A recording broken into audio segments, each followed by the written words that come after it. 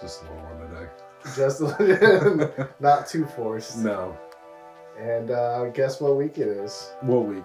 Is it week 16? 15? No, because we don't do weeks anymore. That's shit. It's restart the whole episode. Hey guys. Hey guys, it's Phil and Chase Watch Everything. I'm Chase. And I'm Phil. And we watch everything. And it's episode... Is it 15? 16. God Shit. Damn it. Fuck. And that was the episode this week. He didn't give me confirmation. When I said week 16, you just said it's not week 16. I didn't even hear you said week 16. Oh, yeah. I was stuck on the weeks. Oh, well, no. So I was right the first time. Then I second guessed myself. You shouldn't have. Well, I did. So here we are. Here we are. And we watched movies this week. God, we sure did. We had a week. We had a business week, 7 full days. It was a hard week for Phil. A hard week for you. I at least enjoyed my time. You know, like I definitely rode a little wave of weirdness this week. Yeah, for sure. I rode more of a wave of disturbing than just 2 of the movies on your list. Actually, the list I was talking about earlier that I'm sure will get brought up again later, of the like worst movies to watch, or the most disturbing movies ever. I'm pretty sure Ichi the Killer is also on that list. Makes sense. Yeah. Definitely makes sense. So we'll get to that. We'll get to that. We'll build up to that. Some disturbing stuff, some weird stuff. But first, I guess we should jump back in time a little bit to December. What was that? That was me jumping. Oh, you jumped. You landing and thudding to the ground of time. To December, yeah. Gotcha. Okay. I got that you were time traveling. I just didn't understand the form of travel, apparently. Yeah, it's like I was like, no, I got it. Yeah. I got it. Some Nightcrawler shit. I got you. Thought you vanished to December. Any fucking ways. I jumped back. I watched a movie that you've seen previously, Juror number 2. Oh, yes. A very anticipated talk, just because I know your reaction after you watched it, you're like, oh, we'll talk about the ending. And then I recommended it to my mom. I hadn't seen it, but I was like, I think you would like this. And she went home, watched it that night, texted me and said, have you seen this yet? No, I haven't. And she's like, oh, we'll talk once you've seen it. I love talks. And I was like, God damn, what do we all have to talk about? And I'm like, I feel like a movie like Juror number 2, for those that don't know, the premise is, intriguing. The guy is called for jury duty, big murder case. This guy is accused of murdering his girlfriend.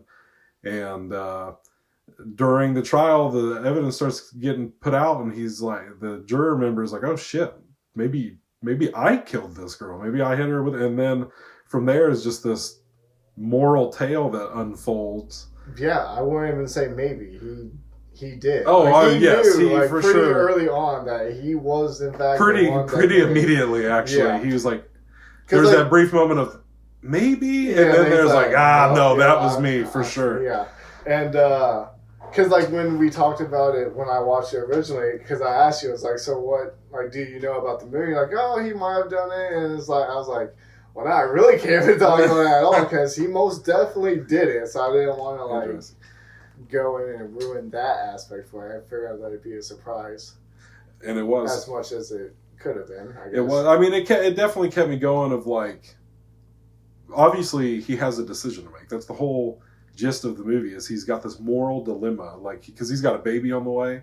Yeah. He's got a whole family, a whole life. He's cleaned up his act. Spoilers, by the way. Yeah. And, and we finally both watched it. Yeah, so. But... Now, I'll open the fucking pit up. Let's do it. Open the floodgates. He's got the baby on the way, and like he's recovered alcoholic and all this jazz. And honestly, my biggest thing I watched, last week it was A Different Man, where I'm like, he didn't have to lie, and that's what upset me was that he chose to lie, and I'm like, he didn't need to do that. And that's what upset me moving forward. And I felt that way watching Juror number 2. I understood the lie more here. Yeah. But because his lawyer even told him to just lie. If anything, I'm more just upset at the lawyer. Because it wasn't really necessarily his lawyer per se. He was just like, I need a lawyer, and then he's like, give me $1 so we have the confidentiality or whatever. Yeah. And then like enough to call him his lawyer. Yeah, whatever. Fucking semantics. But he asked dude, and dude was just like, oh hell no. He was just like, don't do that. Don't tell the truth. You couldn't have fought for the dude. You couldn't have like been his lawyer. You couldn't have settled this. Like, I just feel like, but then there wouldn't have been a movie. So whatever. You could have had a different movie, I guess. Yeah, because I mean, what he said, he would serve like 15 years for. It was a minute. Yeah, it was like a long time. Rough. He would have missed out on his whole child's life. Pretty much, yeah. I think it was like 30 even. Like, I mean, it was something. Yeah, that was Have fun knowing your child never. Like, that's right. It's fucking. Whew, it's rough. And fucking. So I don't know. I'm not gonna lie. After all the hype between you and my mother. Was there much hype on my end? I don't know. It just felt like hype. Just because I said I wanted to talk to you about I know. it. All these whispers. What are we talking about? I never know. I walk into these situations very naive sometimes, very optimistic. When people want to talk to me, I should stop, given what usually happens when I'm that optimistic, and then I go to have a conversation. I'm like, oh, this was not fun, actually. But no, fucking. I enjoyed it. I did. And I definitely thought going into it, I'm like, I mean, how good can it be? Because it's like, it can only go one of so many ways. But then the ending happened. It got there at the time, like, okay, what decision is he going to make? And this motherfucker doubled down. And that, I just was like, oof. Like, it definitely started to be, like, it wasn't just so much of, like, he's making, like, either I tell him or I don't. Like, it definitely got murky there at the end, like, and I was just like, oof, like I hear what you're saying, dog. And it's like, you think you're like, oh well, give this guy's life up because I got one to live. Like, I'm a good person, and this guy's not. And it does bring it's a thinker. I feel like once it's done, you can't help it. Maybe you just think some shit over in your own head. It's definitely a moral conundrum because on the one hand, like, I feel like we can both understand like what he's saying when he's like having that conversation with Toni Collette, and outside the office, whatever. Once she figures it out, because that's like, I feel like that's what it was for me when Toni Collette realized that she was wrong, and how that was affecting her. It was affecting me. I was just like, now too, and it's becoming like a thing. Like, I don't know. Yeah, it's not just weighing on his moral conscience. It's almost like hers. I feel like I walked away from this movie more disappointed at the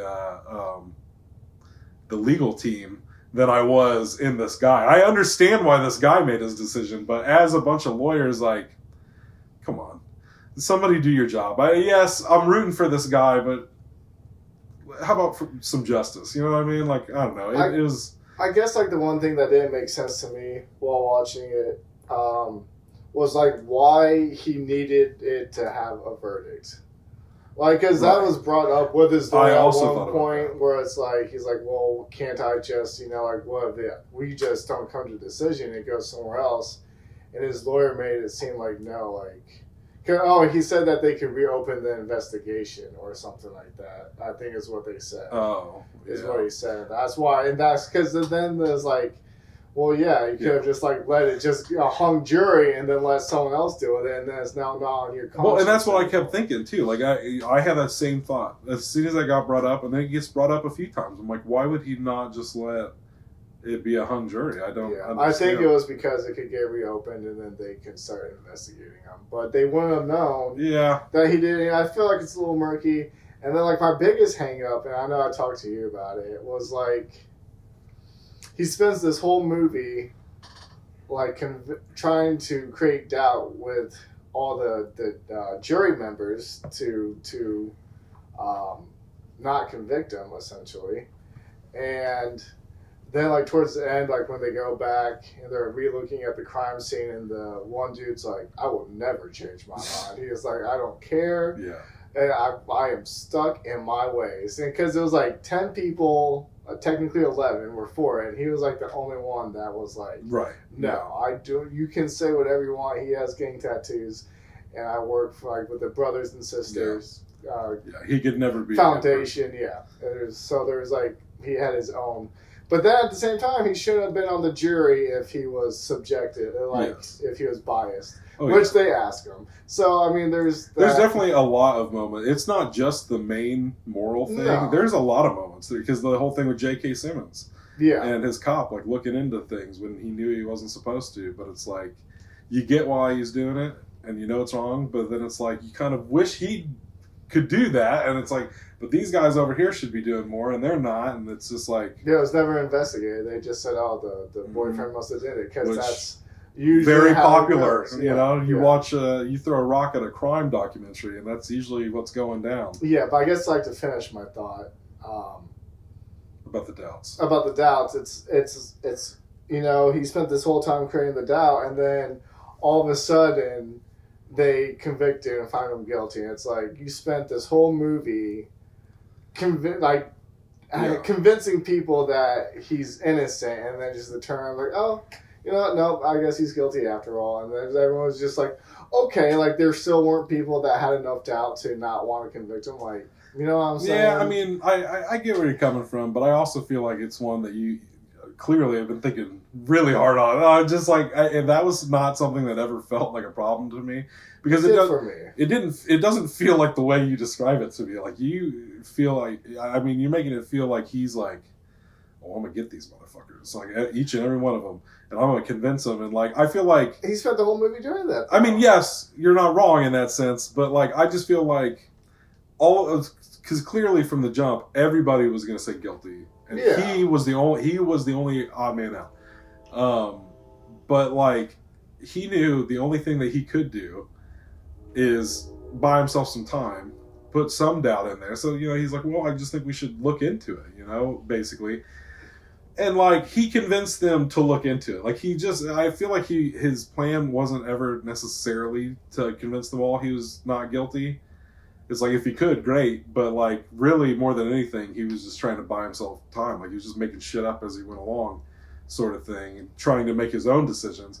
And then there at the end, once he ran out of options, he's like, yeah, probably just going to be easier to pivot and just be like, you know what, guys, we looked into it.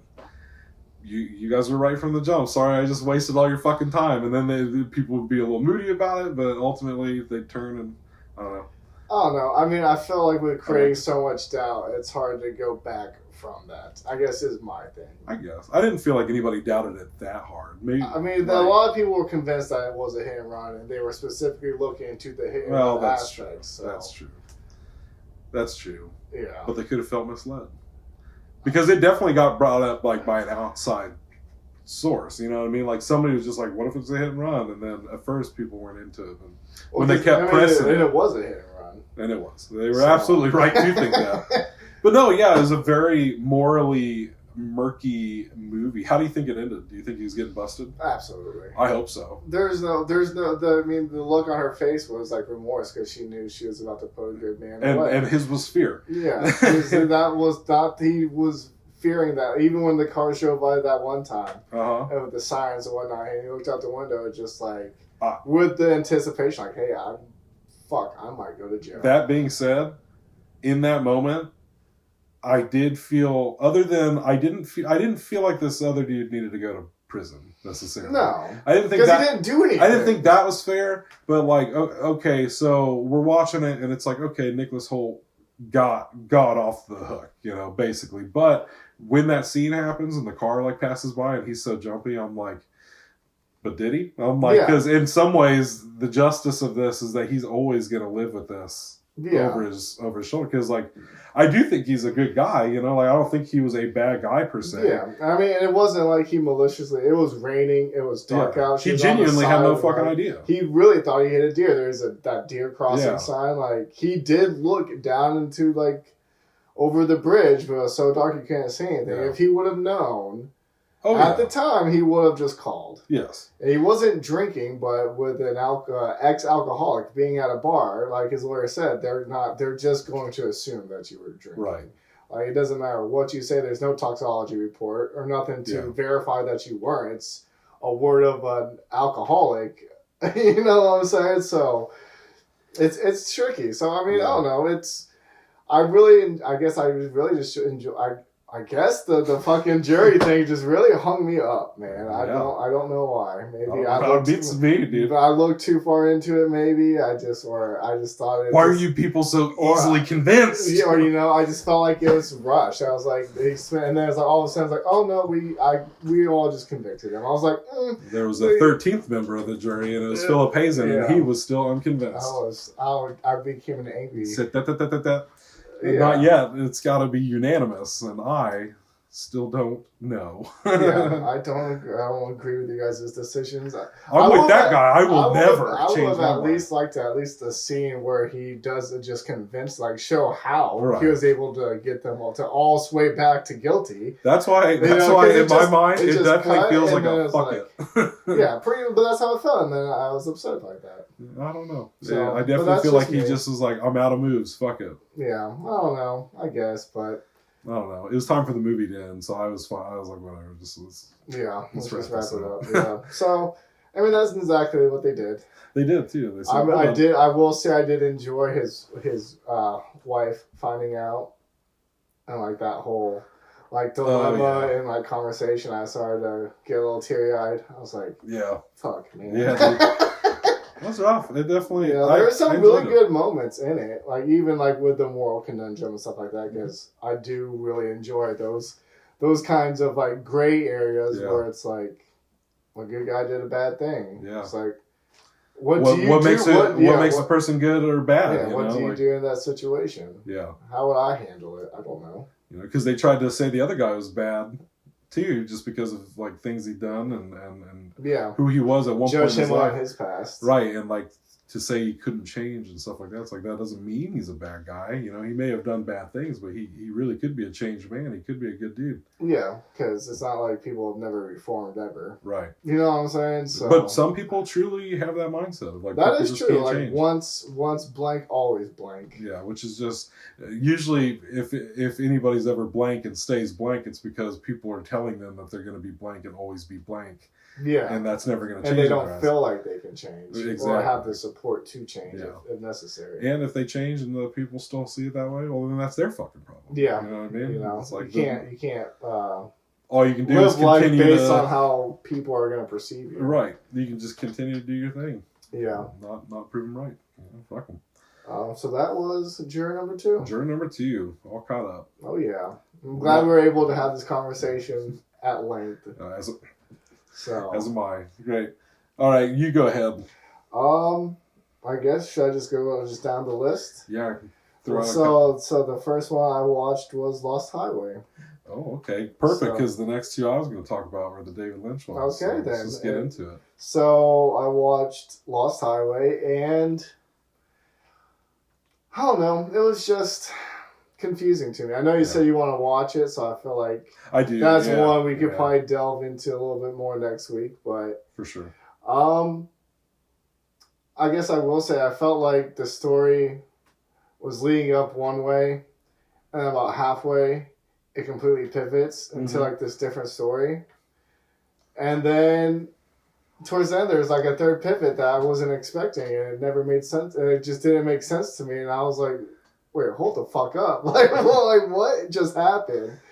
And then it was just whoop, and then the movie was over. And I was like, Lost Highway. I was like, what the fuck did I just watch? So I would definitely be curious to at least hear what you think and what I'm curious to hear my thoughts on it. Just because, like I said, it's been a trip. It was cool to see Gary Busey in it.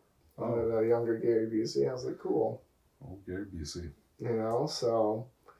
I mean, there was things about it, I guess, but we've only done this show for a few months, and Gary Busey's already come up twice. This is crazy. What's the second? What was the first time? This would be the second. Silver Bullet. Oh yeah, old Uncle Red or whatever his name was. Good movie. It's fun. But yeah, so that was Lost Highway. Should I just jump into my next one? Are we doing 2 for 2s? Yeah, we can go 2 for 2s. And so my next one, because my next 2 would be a good one for this as well. But my next one was The Social Dilemma. Okay. Which, have you seen that? Yes, let's talk about this. This is one that I've also been waiting a long time for you to watch. Well, I don't have Netflix. It makes sense. I have access to it now. I didn't have Netflix at the time. I just happened to be at my parents' house. Oh, well, hey, that works. I enjoyed it. I thought it was pretty good, and I've actively been on my phone less. Yeah, it'll do that. Specifically, like with like Facebook and stuff like that. I try not to go down those rabbit holes very much, or I'll consciously catch myself doing it and then just get off of it because I don't know. It was just like the whole thing about, you know, how they make algorithms tailored to just suck you in to their content. And we're being manipulated, basically. You know, and I thought it was really cool that it was like the heads of like all these like companies were like, yeah, dog. Even I don't use that shit. This could end badly, and you know, because I mean, you see it all the time. Even I really enjoyed the segment where they talked about how like divided political parties are now, where it's like it used to be a lot of gray area with a few radicals on each side, and now it's getting to the point where it's like you're either left or you're right, and like we don't like you. And you know, they're talking about how like, you know, eventually that can, you know, cause more serious issues. And you know, I'm gonna go on record and I've got my little tinfoil hat on. It's like I've been expecting a civil war to break out at some point over just like how divided we are as a country, especially like when it comes to like the political stuff and, you know, everything like that. And it's just, it's scary. It's just wild to see. And yeah, I think it's just a good message. I do enjoy that, you know, they talked about how younger people don't really need to be on social media and just like the effects that it has on people's like mentality and like psyche and stuff like that, and how it is addictive and how people are just sucked into it and they just want to spend all their time. I feel like on it. Our generation was like, I feel like it'd be fair to call it like the halfway point with social media, where like we were old enough that we'd had enough of a childhood, you know what I mean? Yeah. But then like it was our adolescence, like going into like junior high and high school, like really when the teenage years really kicked in is when social media came around. Like MySpace and then Facebook in high school and stuff like that. Yeah, and I feel like the early days of it, you know, like the effects were there, but like, that documentary blew my mind for sure. I was like, more people need to watch this. Yeah. Like people need to hear some of this shit. So what was the movie that they were playing clips of? They just made it. That was just the whole. Yeah, see, damn! I wish it was a movie, just because I was really into that story. I forget who that actor is, what his name is, but because I was like, maybe this is a real movie, and they're just taking bits and pieces, but no, they just. It is a real movie. It's called The Social Dilemma. Yeah, I see you there. Yeah. But, yeah, because it's crazy because there's the scene where the mom put the phones in the lock seal or whatever. We're going to have dinner like a family. Because like that's something we've always been good about.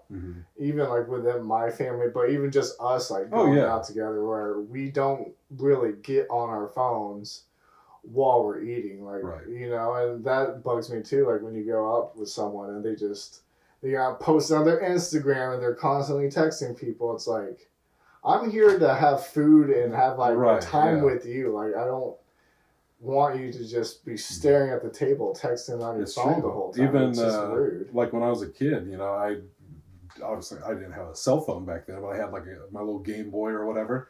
And it's like I could play it in the car on the way to wherever we were going. But once we got to the restaurant or whatever, leave that shit in the car. Like you're not taking it inside. And then, you know, we'd go in, we'd have a meal together, all that jazz. But then, like, not too long ago, probably a few months ago, Belle and I were eating at Texas Roadhouse. And we were sat in this booth where, like, I had vision of, like, at least, like, 3 other tables from where I was. And there were kids at most of them.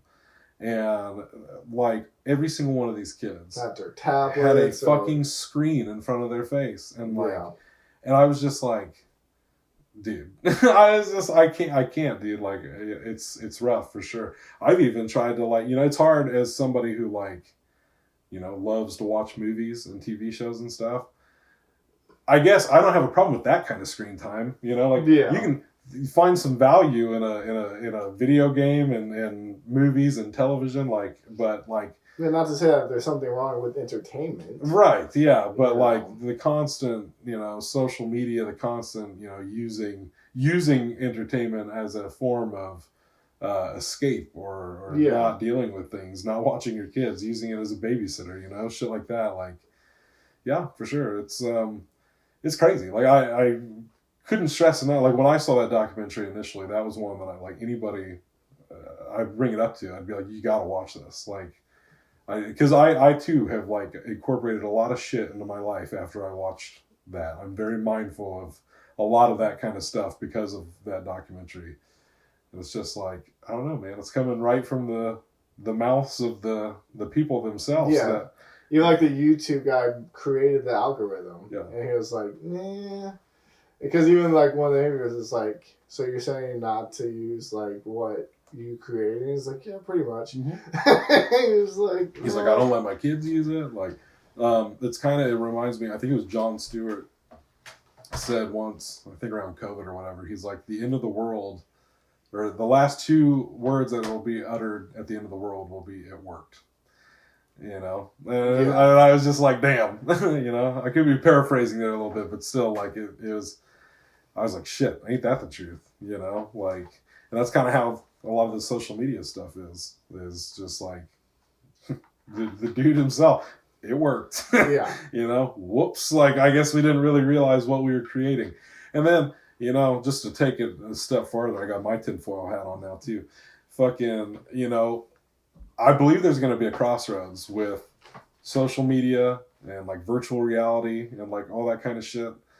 Where it's people can be like, oh, that's just movie stuff. It's yeah, you see how many things these days happen that used to just be movie stuff? We can talk into our fucking watches now, dog. That kind of shit. I just saw something the other day, not to cut you off. But I think it was Kia made a chair that just that's a high a Wall-E chair? Yeah, because it was talking about that, and then it's and then it showed the clip from it showed the picture from Wall-E, and it's we're doomed. Yeah, true. So it goes with you with your what you're saying with we're getting to a point where we're becoming so complacent as humans that we're not even aware of the effects that we have of what's going on around us. Plus, with all the AI shit, I hear so many people be like, "Oh, it's not going to be like Terminator."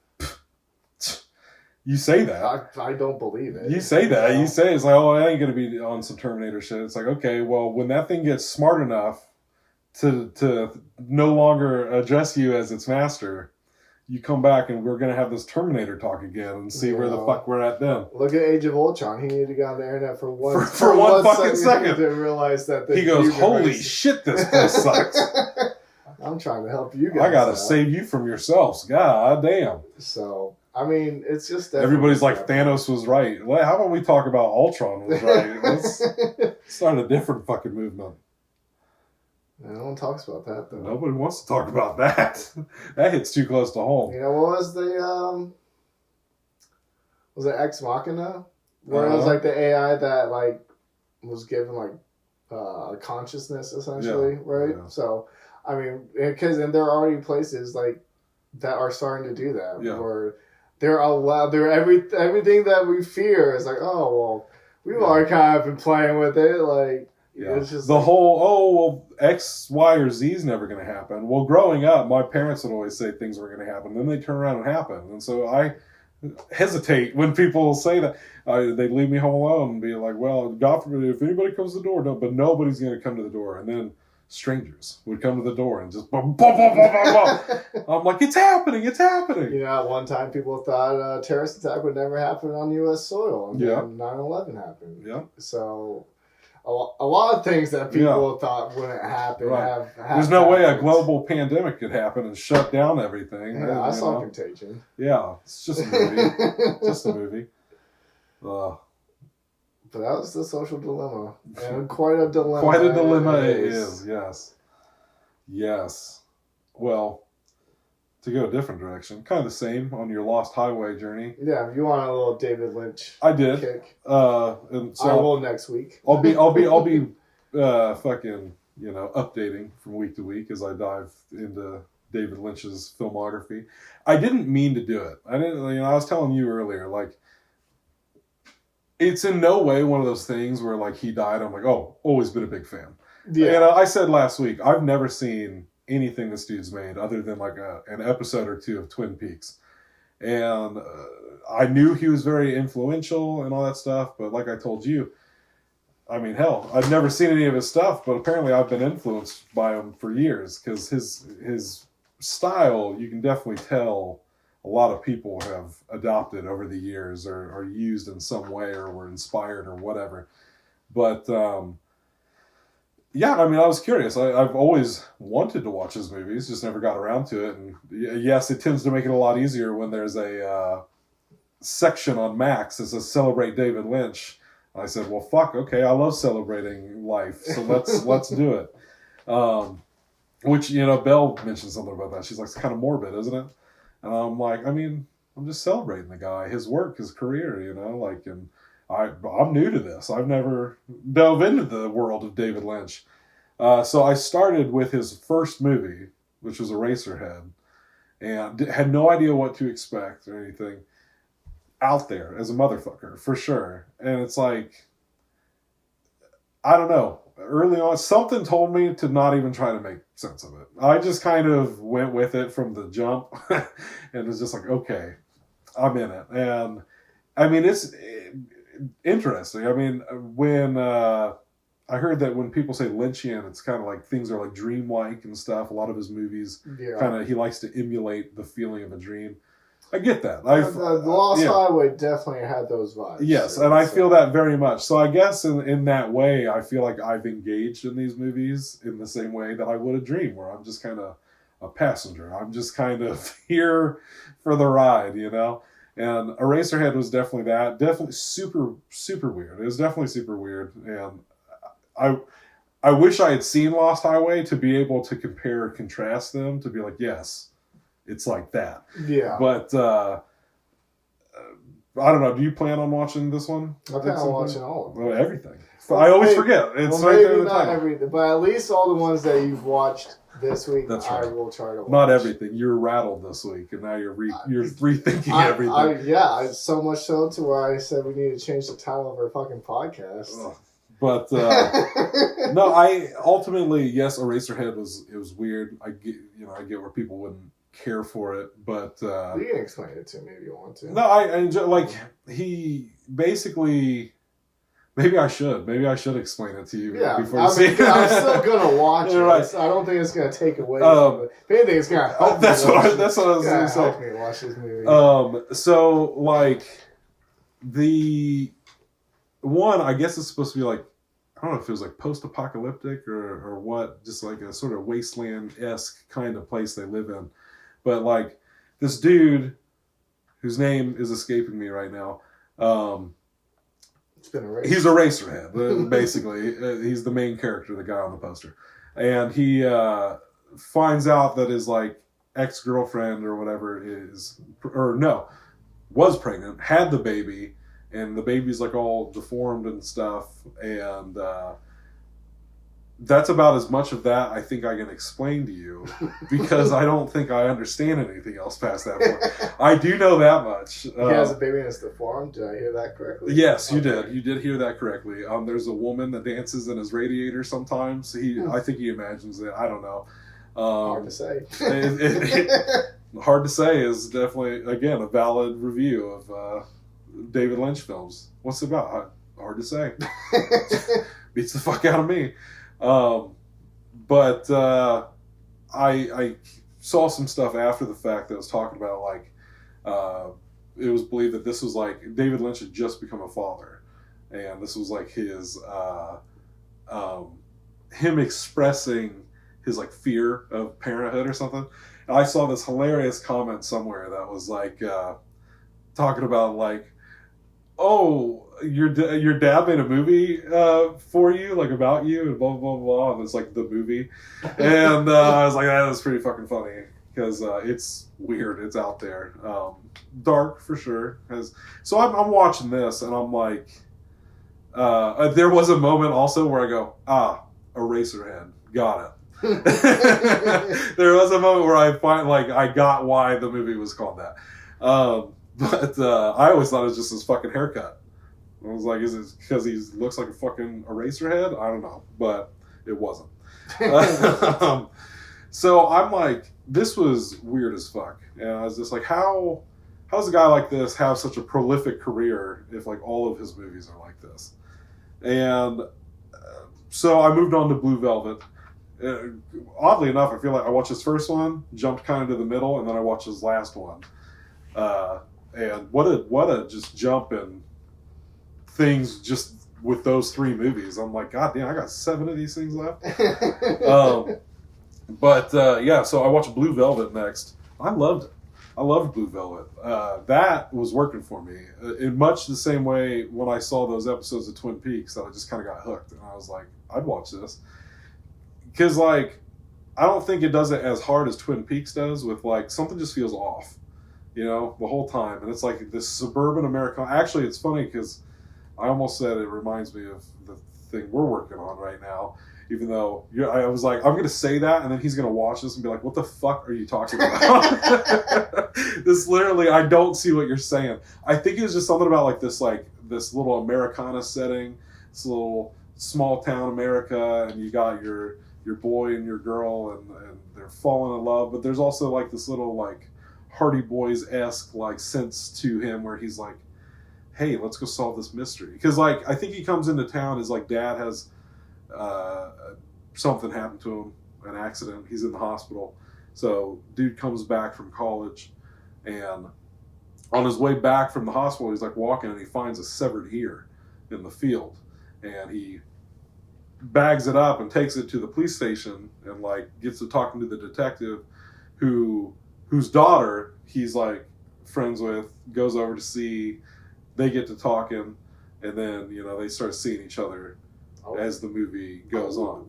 So he proposes to the girl like, we should look into this, we should investigate it. And I thought you were saying he's just proposing to her. He just straight up proposed. He's a bold guy. He's like, I think I want to marry you. Hey, we should be married and be amateur sleuths. Let's do it. So they start, you know, looking into this severed ear situation, and it leads him to this like lounge singer,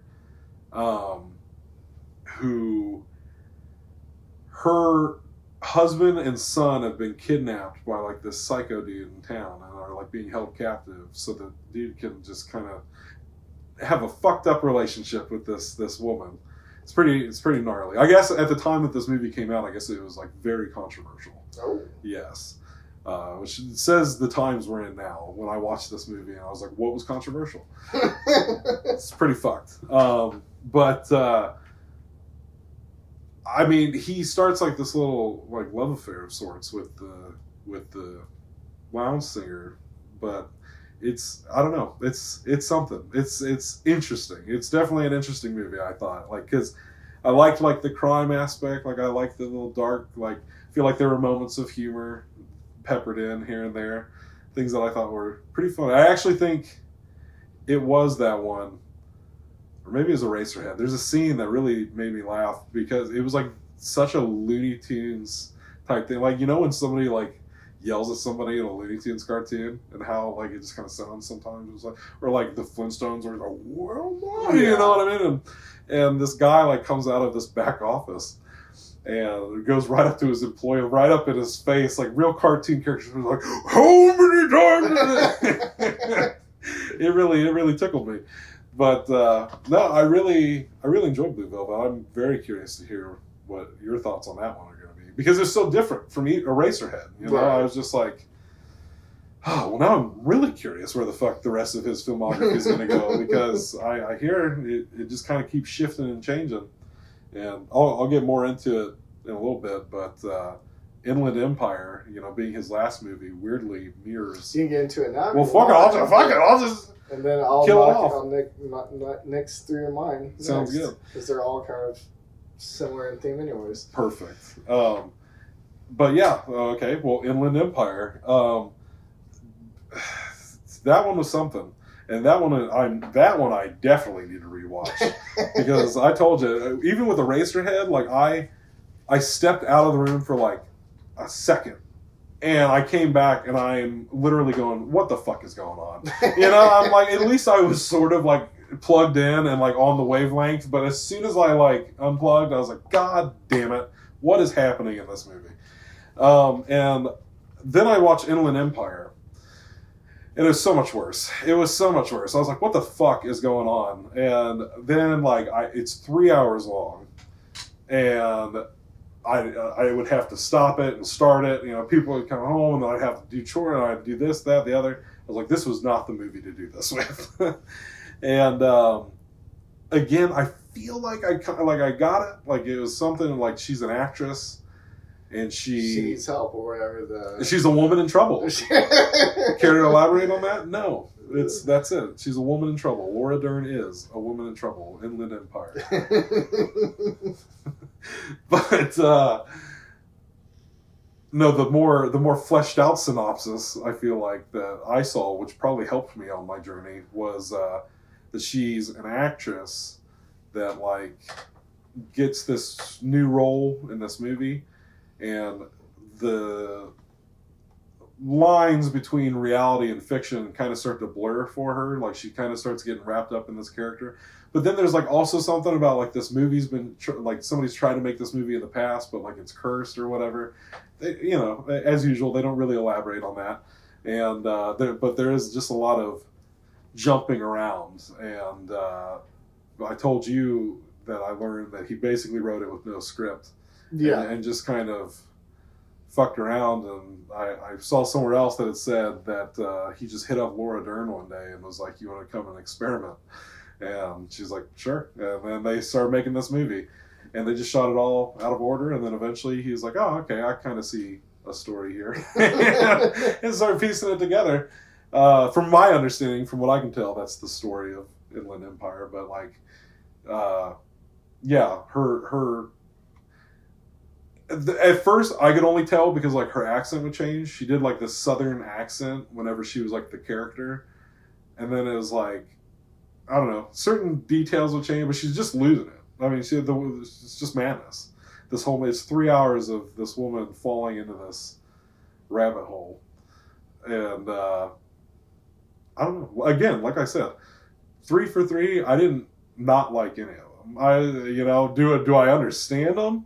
Not necessarily. Blue Velvet, I guess, but I'd watch them again. Like I did like them. There was something, like we said earlier. Like I don't know. I prefer a movie like this, other than a cookie cutter, dumbed down, turn off my brain. Like people prefer that. That's fine. That's fine. I'll watch those types of movies, but as a creative, I want to watch these kinds of movies. I want things that make me think, that just like inspire me.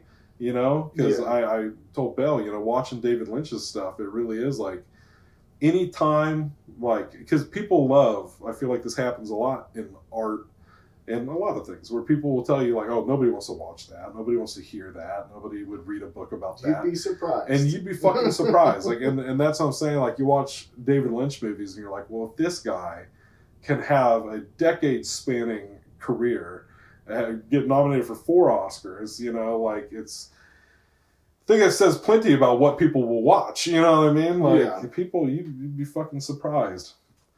How surprised? Well, let's hear your next gaggle, because I know what's. You said there's a recurring theme in this one. So yes, it starts with I think I'm saying it right. If it's Ichi the Killer, Ichi, I think. Ichi. Yeah. Did I say Ichi? Itchy, yeah. Like Ichi. What? Like Itchy and Scratchy from The Simpsons? I-C-H-I. Yeah. Ichi. Ichi. Anyways, and I think it was Chinese film. I think it's Japanese. Japanese, Chinese. I don't know. I thought I had it on Chinese audio and then beats the fuck out of it. English subtitles, but could be wrong. Anyways, it was weird, to say the least. And that was easy. So pretty much like the gist of the movie is because I wouldn't expect you to watch it. Me? Yeah. Or anybody. Well, obviously people have watched it, but I don't necessarily understand why. So it starts off with this guy essentially beating and raping this woman.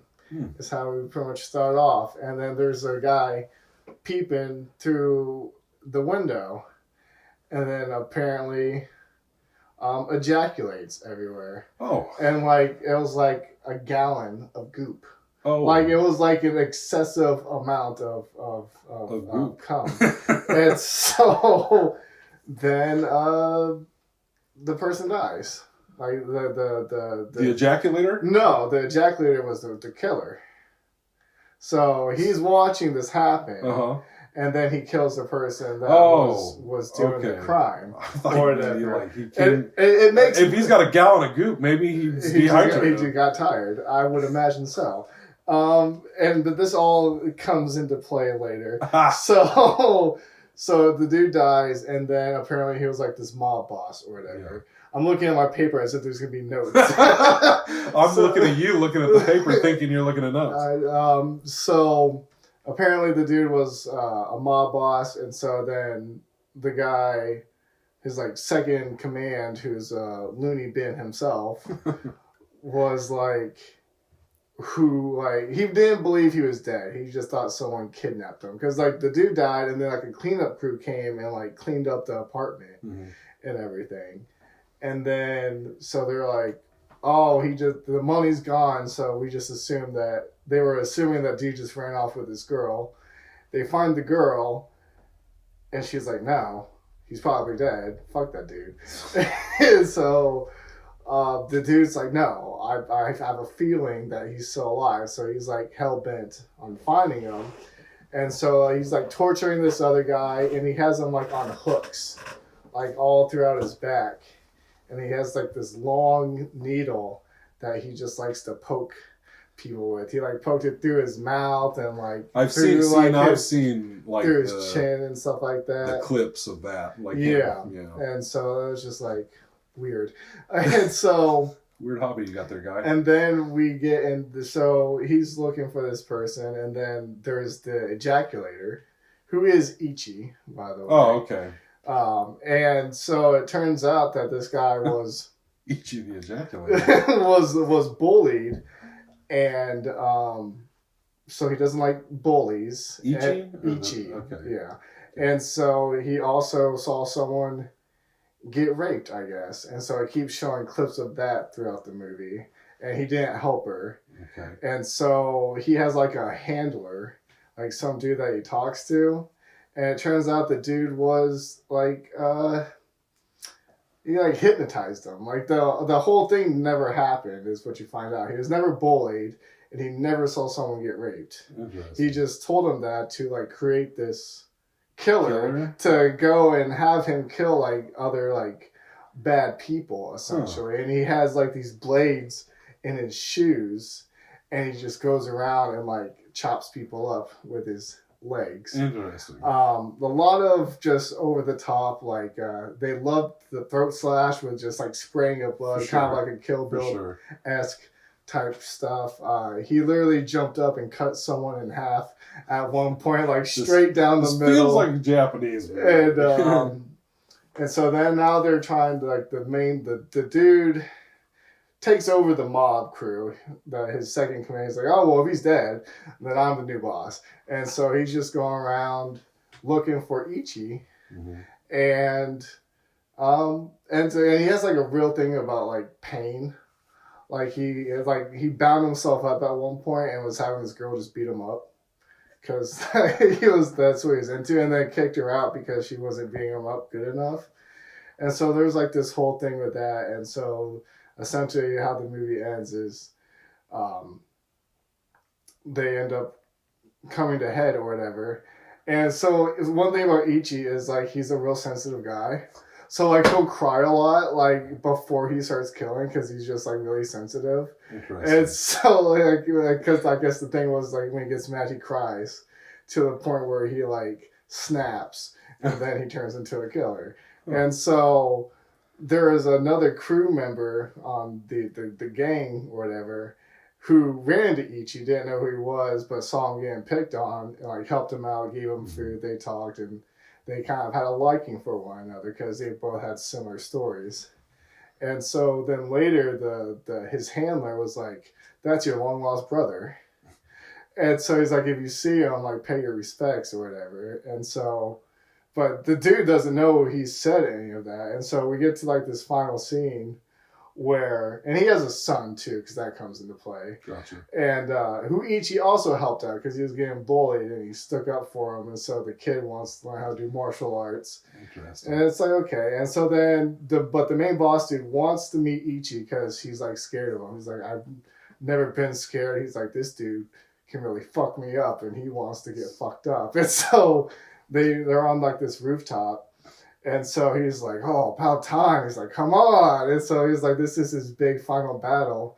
And then his long lost brother comes up there and he was like, "Brother?" And then like he shoots him in the leg. And he was like, "Why? Why are you doing this to me? Why, brother? Why?" And so then he gets to the point where he kills his brother. And so then he's devastated by it. He's just like bawling on the ground. Yeah. And so the other dude's like, "Come on, like, fight." He's like, "Fight me." He's like, "What the hell is why are you trying to pick him up?" He like put his weapons down. He was like, "Come on, dude." Like, come. He's like, "Oh, I can't fight you." And so he's getting ready to leave. And like the kid who saw his dad die starts kicking Ichi while he's down. And then apparently he got mad, and then because he killed the kid, he chopped his head off or some shit. And so then they end up having their final battle again because he snapped out. And he's like, "Okay, I got over that. Now it's back to you." And and so then he eventually kicks him off of the building. And there's a little bit more stuff, but it's just really not necessary. Well, I can tell you this That's much. the gist of the movie. You didn't not sell me on it. I am intrigued. It is. Well, I mean, it wasn't the worst watch I've ever seen, but it was interesting. It wasn't bad. It wasn't. I don't think as you said it was on like some people's top 10 disturbing list. Don't know about that one, but I will say the next one was disturbing, and it's a Serbian movie, Uncut. Buckle up. And so this one starts off with like a porno playing, and so I was like, is this just like a softcore porno that like is this like gonna be the whole movie? And so it was because that's how it started, and then it was like this little kid watching it. And then, like, the mom, or I think the mom came in, and I was like, "Oh, you can't be watching this," and turns it off. And then the dad comes in, and he's like, "Oh, no, it's fine. I was watching videos when I was his age." And she's like, "Yeah, but your dad wasn't in them," because he was, like, the porn star. Oh, yes. And so she's like, "Oh, let's go get some dinner or whatever. Let's go get a snack." And so they fuck off. And then he just starts playing the porno again. Just, like, right there, I was like, okay, like, this is like the first 5 minutes of the movie. I'm already uncomfortable. This is how it gets a lot more uncomfortable. I'm not ready. And so then they're talking about like finances and stuff like that, and how they're kind of struggling a little bit or whatever. And then he had an ex-coworker hit him up and was like, "Hey, it's been a while. I might have this job opportunity for you. Come meet me for lunch." And so they do. And he's like an alcoholic. Mm-hmm. Always drinking whiskey. And that's like a big part of this as well. And so he's there, and she's like, "Well, if you do this job, like, we'll never, like, you'll be fine on money until, like, your kid's old." So, like, and he's more like 8, 9 or something like that. Mm-hmm. And so he's like, "Well," it's like, "why would someone want to pay so much money for me? Like, I'm not even acting anymore," and stuff like that. And so she's like, "Well, just call him and, just talk to him about it." And so he goes and meets up with dude, but he's having like reservations about it. And so he goes and meets with him, and he's like, "Yeah, if you do this film, like, they never said a dollar amount, but you could tell that it was a shit ton of money." And so But like while he was there, he was like, so like, what am I gonna be doing though? He's like, there's no script. Like, I don't know what this is about. He's like, it's better if you don't know, and we'll just, it's just, and you'll just get into it. Because apparently, one thing about him is that he could always get hard, like without needing anything else to enhance it. He just had a magical cock, I guess. And so it's like a really fucked up Boogie Nights. Yeah, and so pretty much. And so he goes home and is talking to his wife or whatever, and she was like, did you take it?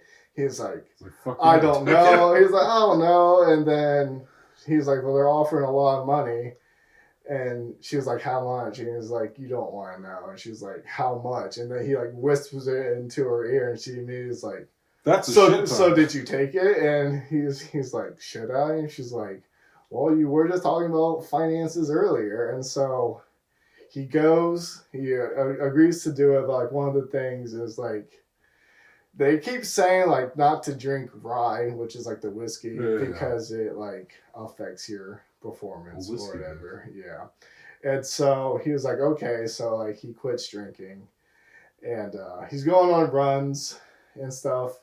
And you like meet his brother, who is like a cop, and who apparently has a thing for his wife, because like they're talking, and then he leaves and starts jerking off in their bathroom. I was like, okay, weird. She'd be ejaculating. And so I was like, well, alrighty. So then they go, and it's like filming for the first day, and it's like this chick who's like already been like beaten up at this point. She already has like bruises on her face and stuff, and they go to like an orphanage. It's like where they're filming it. Yeah, that's when I was like, this movie's going to get weird. Even more so than I already thought it was going to. And so like this like nurse is like leading him down, and she's pointing at like this child, essentially. I don't know the age. And so someone else comes and gets the child, and they run off. I was like, okay, well, I'm glad we avoided that. To an extent. And so then it was the beat up actress, and then the girl is like just sitting like in the stool just watching, and he's like, he's like, this isn't right. He's like, I don't want to be a part of this. And then they're like beat up the girl, and he's like, or the actress, and he's like, I don't want to. And then she bites on his cock. And then the little girl's screaming like, beat her up, and then everyone's like, dude starts choking him, and he's like, beat her up, and so he just starts wailing on the chick, and then he was like, I don't want to do this anymore. He's like, this is not what I agreed to. Like, I'm not cool with this. Like, I don't care how much money you're offering me. And then like the guy funding it was like, oh, this is like new art. This is what people want, and people are into this, and yada yada yada. And they were talking about, he's like, people like victims and stuff like that. And he's like, I don't know why you have a problem. He's like, you're not a victim. He's like, am I not? Like, you're you're putting me in these fucking weird ass situations. And so it gets to the point where they essentially drug him. Like, they spike his whiskey, because he starts drinking after this again. He was like, oh, fuck this. Yeah. And so then, I guess so. It's so fucking just weird. As does anybody who watches this movie. They're like Ethan Hawke and Sinister. That's kind of how I was feeling watching it myself. And so they like spike his drink, and then there's like this nurse chick, and apparently whatever they gave him just made him like super fucking horny, because like he just starts sucking on her titties like right there in the car. And so like they drive, and they like shoot him up with something, I guess more drugs. And so then he wakes up 3 days later. And so then it's like backtracking of like what the fuck happened. Yeah. And so apparently they got him into another shoot at one point, and then the other girl was there again, but this time like she was going to like be a part of it. He's like, fuck that, jumps out a window and just takes off. Damn. And so then there was like another time they had this chick like tied down in a bed, and so like essentially like he rapes and kills her because he's out of his fucking mind. And then, like, so he's calling his brother, and he's like, you need to help me out. Like, these people are fucking cuckoo. And so he gets a hold of, like, these tapes at one point that he finds. And then it shows that one of the workers raped him at one point when he was all unconscious. And then, like, it cuts to, like, I'm just speeding through this because I don't want to get into every single detail about the film. And so then this is, like, the most disturbing part of the film is the ending. And so he goes into, like, this warehouse, and there's, like, 2 bodies on this bed. Okay. And so, I mean, you pretty much already know where this is going. And so, from what looks to be like a kid and a woman. Ugh. And so then he starts fucking them, both of them. Jesus and Christ. So then like when, I don't know what I'm talking about, but when he's on the kid, like another person comes up and starts having sex with the female, and then he takes the mask off, and it's his brother. And then they removed the bags and showed like who they were, and dude immediately gets sick. Yeah. Because it's what you think it is. Yeah. And then the wife is still alive, and they kill each other. Jesus towards the Christ. end. Yeah, very fucked up. Very disturbing movie. Rightfully so. Put a trigger warning on this episode. Yeah, but yeah, so I mean, it's just like, I don't know. And that's why I said, like, when I kind of brought it up to you, where it's like, this is, I don't know how someone like greenlit this for a movie in the first place. And then like it raises the question of like, how much artistic expression should people be allowed to have at a certain point? You know what I'm saying? Because there's some things that I don't feel like should be made. And I feel like, and that was kind of like the whole, I feel like the message, even within the movie, it's like, dude was like, oh no, this is art. Like, this is like what I envision. It's like, but it's wrong though. Like, so it's. Yeah, that's tough because it's a movie that knows what it's saying for sure. Yeah, but then to see it, still, makes sense. Like it's one of those that's like you watch it the one time and then you're good. Yeah, there is no need to ever. I don't personally feel like I need the one time myself. I get it. That's I mean, this was probably enough. Yeah. As is, just having to sit here and describe it makes me feel disgusting. So that was that. Let's just stop talking about it. And so that was Serbia. This is Phil and Chase Start Therapy. And then on a little bit of, I guess, somewhat of a lighter note, Viva La Muerte was the next one I watched, or translated to Long Live Death. Okay. And essentially it was about like this Mexican Revolution or whatever. And this kid dad goes missing, and he's like 8 or 9, and he just has like some really weird thoughts. And essentially, it's just like him imagining like what's happening to his dad. And so it's like just like a bunch of short clips of some just wild shit, you know, like torture, stuff like that. And then it's. Apparently, they actually showed like animals getting killed because it was back in like 71, so they showed like a cow's head get cut off at one point, stuff like that. You know, I kind of had a feeling it was one of those kinds of movies. Yeah. With the string of movies you had been recommended, I'm like, I'd about guarantee that this is another one of those controversial, disturbing movies. Yeah, and it sure was. And I don't know, like, I fell asleep for like an hour. Well, so I went back and like rewatched it. Yeah. I don't feel like I needed to. Like the story really didn't go anywhere. Yeah. And then like the shorts were, I don't know, just like weird. It was just okay. It wasn't anything that was like, oh, I can't watch this, but it was just kind of dumb to be honest. And so that was the fucked up movies that I had to watch this week. Had to. Gun to your head. Or I guess I chose to. I guess I'll rephrase. But I'm glad I got that kind of shit out of my system like back in the day. I feel like I got movies like that out of the way pretty early on in my movie education. Back when I could handle it a little better. Yeah, I mean, good on you for making it to the end. I probably would have tapped out myself. Yeah, I mean, it was just one of those things where it's like, I don't know. I mean, it definitely was an enjoyable film, really.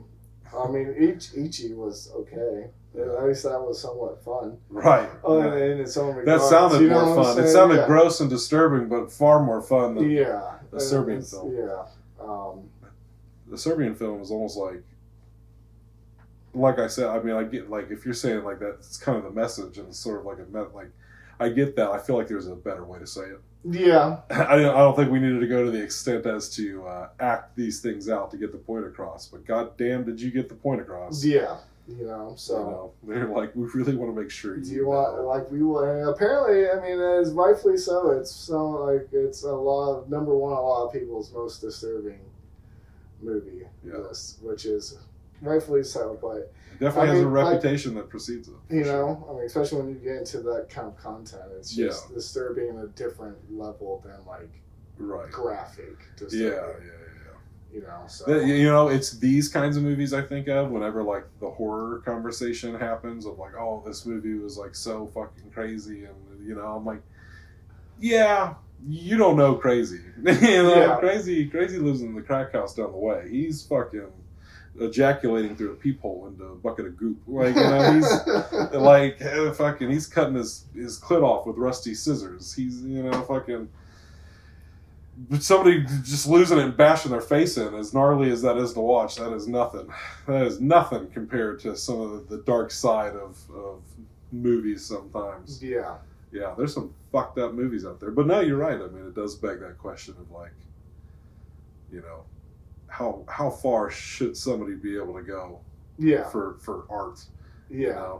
There's a fine line between like, I don't know, like artistic expression and censorship.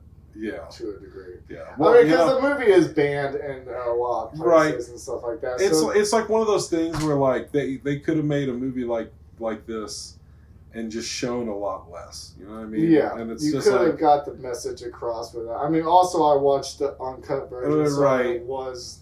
I feel like it's not gonna be too much better. Any better, but no, I feel like it's a lot more mild in regards to some of the scenes versus, for sure. But still, regardless, like I feel like at the point that your stuff is truly harming people, that's you don't need to go that far for art.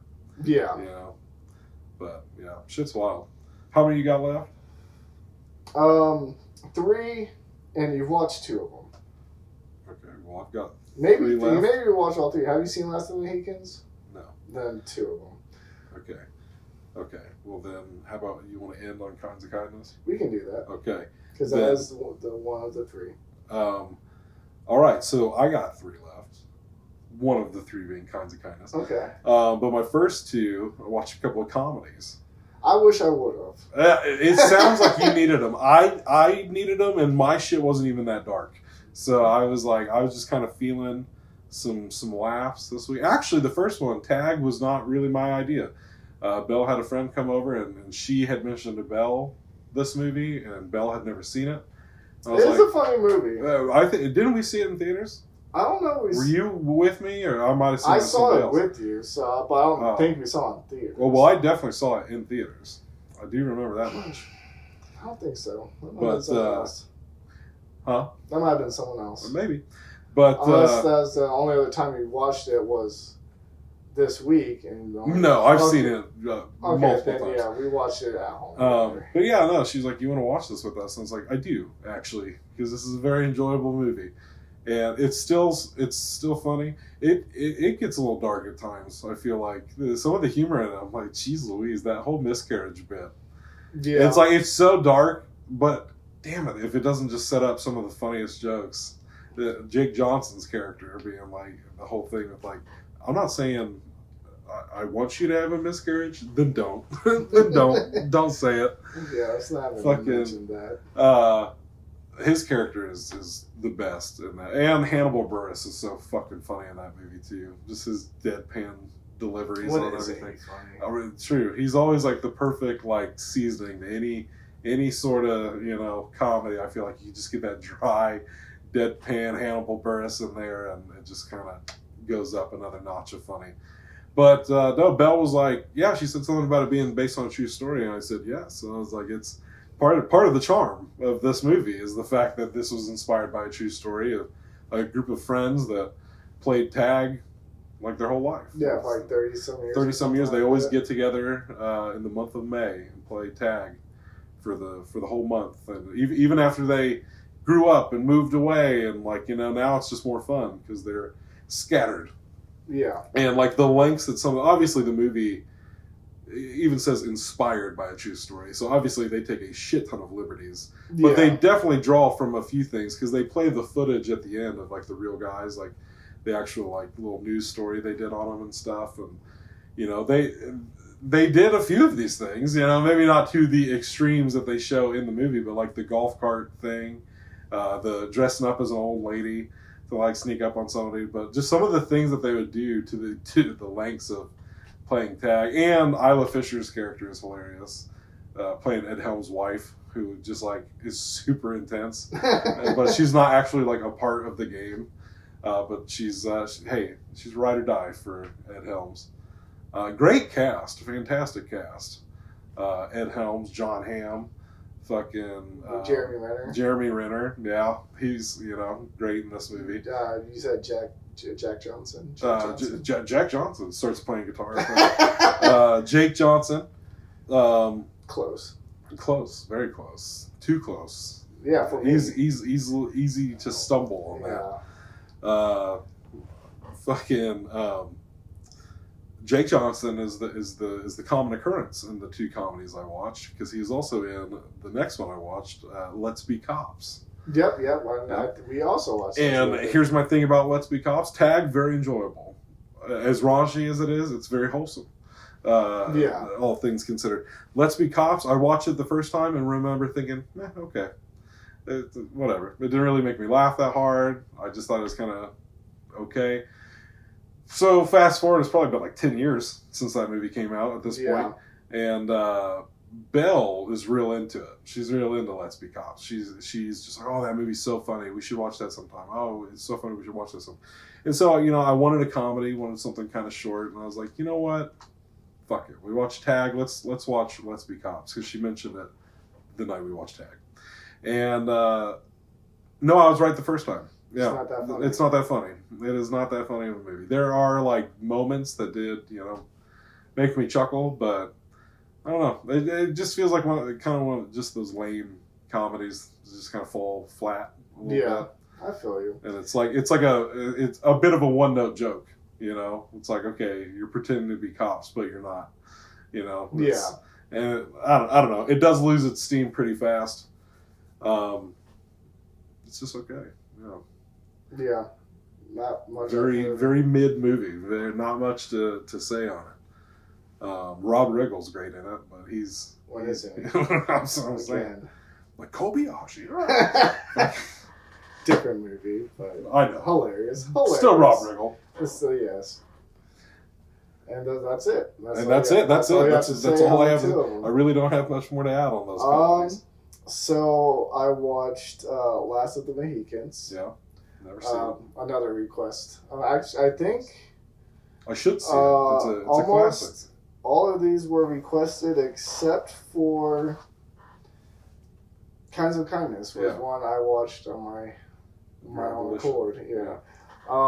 But yes, I was recommended to watch Last of the Mohicans. Well, Daniel Day-Lewis, and well, it was alright. Yeah. I felt about Last of the Mohicans the same way I kind of felt about Con Air.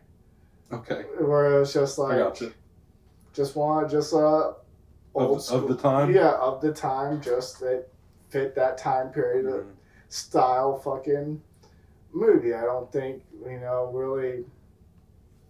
I mean, it was just alright. Like, there wasn't any, like, real payoff, I feel like. You know what I'm saying? It was just okay. I mean, there wasn't... wasn't bad necessarily, but to feel like, I mean, the soundtrack was good, and the person who recommended it was like, oh, this is like one of the best soundtracks ever. And I was watching, I'm just like, ever? Don't think so. But it was good, and the story was decent enough, but there was like the love story between Daniel Day-Lewis and I can't remember who the chick's name was, but the main lead actress in that, and it was just all right. And so I felt like they could have done more. I felt like with the period of like the French-English War in America and stuff like that, I feel like they could have delved into that like a little bit more, or even the Mohicans themselves, like with it being like the last of their tribe or whatever. I felt like it just kind of just glossed over that, where it's just like, oh, well, there's not very many of us left.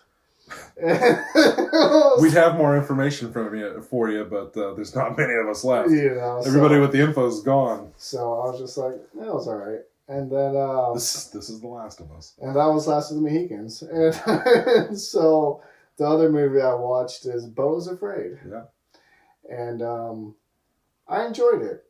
It was one that I feel like I would like to rewatch. I almost did. Yeah, I would also. But it's 3 hours long. Yeah. So that's what's also why I did not rewatch it. That's what made, because I was gonna rewatch it the next day. And I was like, damn. I was like, it is like 3 hours on the dot. It's like 2 hours and 59 minutes and some seconds. And I don't know. I felt like if like the story was just like with Beau and his like guilt. Mm-hmm. I felt like it's kind of like the message that was supposed to. A lot of guilt, a lot of fear. Yeah. It just very neurotic. Yeah. It's so, I mean, because I don't know, like the way it was just like paced out, just I felt like something else was going on more than like just like with Beau. I felt like there was going to be like more of a twist on like his surroundings. But I felt like it was supposed to feel like a post-apocalyptic, almost like a zombie type thing, but everyone's just kind of living their lives. So it's like it's more so in his head. You're seeing the world through you know what I'm saying? So like I just didn't know how much of that was like real, right? And if there was going to explain it more, like, oh, this is what was actually happening. Because his mom dies in the beginning, or so they say. Spoilers. And so it's just him trying to get back home. There's essentially the whole, it's just his journey to his mom's funeral or whatever. And and then and so he gets picked up by that family after he gets hit by the truck, and then the daughter is being real weird towards him. And he's like, I didn't do anything. Like, I'm not trying to be your new brother. I'm not trying to take your parents away from you. Like, I'm just trying to leave. And she's like, well, I'm going to drink a bunch of paint. And it's like... And she did. What? She committed. Yeah. she's like, drink it with me. And he's like, no. And she's like, well, fuck you then. And then just drinks it. And then the wife is like, look what you did. But there's like, I don't know. It's just so much like little weird things. Like, for sure. Like with the video camera in the living room. What is this? What was that? Why Channel 78? Like, what else is going on? And then it turns out that his mom's not dead. Which, when I saw this for the first time, with it being as long as it was, I remember I started it kind of late at night. And by the end, I was getting real tired. I'm like, I'm going to shut this off. I'm going to finish it in the morning. And right before I made that decision is when it revealed that the mom was still alive. I was like, all right, maybe I'll stay up for a little bit longer. And I was glad I did, because at that point I was hooked. I was like, what and then he was like, oh, I know.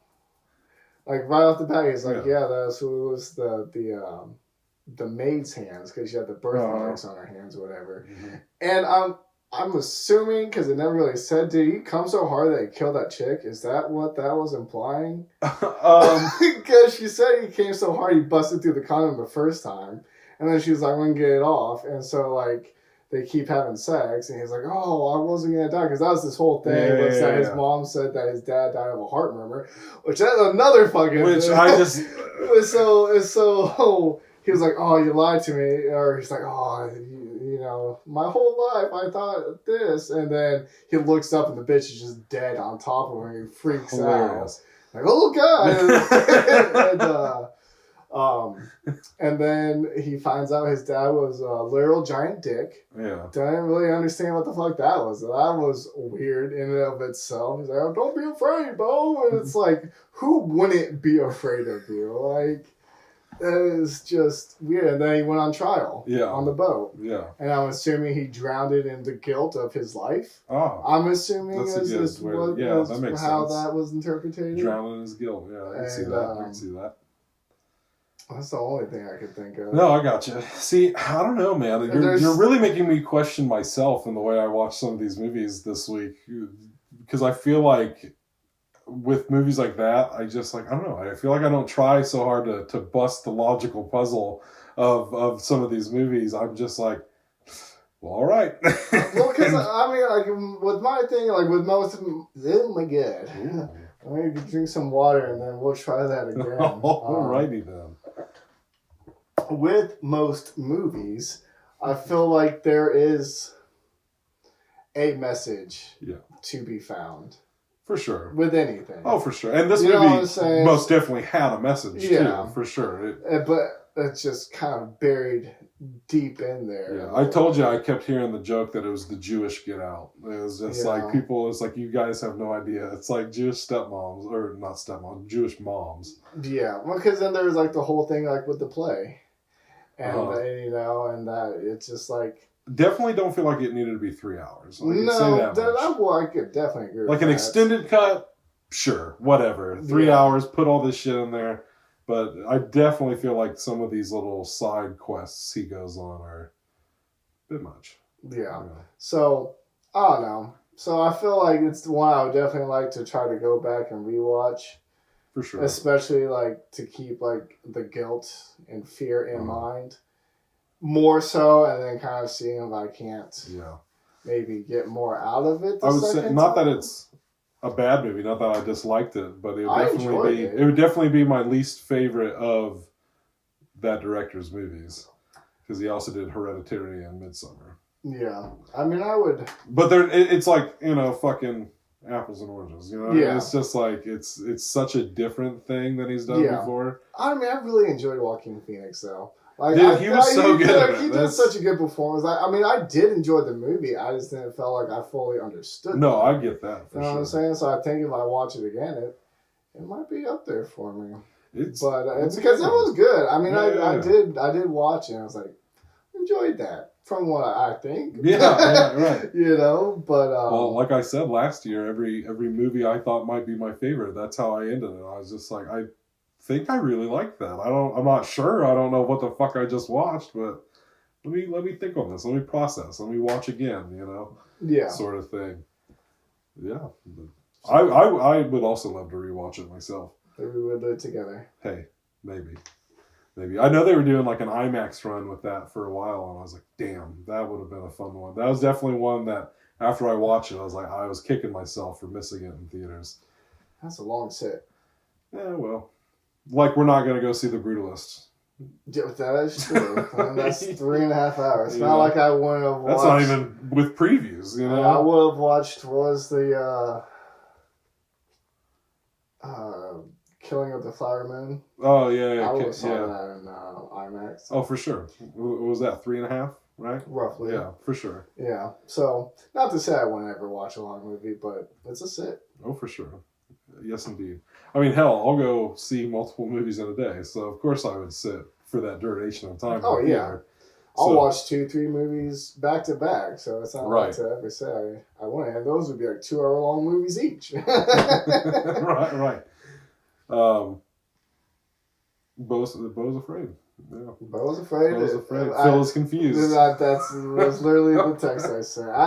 But it was one of those movies where I sat on it for a little bit, and it took me a while to come up with some of my theories about the movie, just because it was vague, but it wasn't. You know what I'm saying? There was that through line, but no, I feel you. It's just kind of muddled down with just some of the extremeness of the movie. Yeah, it's very over the top. Like with their dude's brother or son or whatever, the one that was just running around the house crazy, the one the giant dick killed at the end, and that blew up the fucking the play. Like that whole thing was wild. Yeah, you know, like there was just so much like fantastical shit going on. They kind of you get lost a little bit. For sure, because it does bleed things over a little bit too much at some point where it's like, what is real? Yeah. You know, what is real, what is fantastic? We're kind of the same even at the beginning in his apartment. You know, where you'd have the dude like taking his keys or like he literally turned his back and saw his keys like, in his bag. Or like the whole like party that was thrown in his fucking and then the tatted dude ended up being dead. The guy above in the bathtub that came down with a knife. There's so much weird shit, dude. Yeah, crazy movie. But no, I did enjoy it. That's one after I watched it, I'd really like to buy a copy. Put that one in my old collection. You should. I will. I just might. You know, I don't voodoo. I'll watch it again. All right. Well, I guess we're coming down to Kinds of Kindness. Another weird movie. Look at us.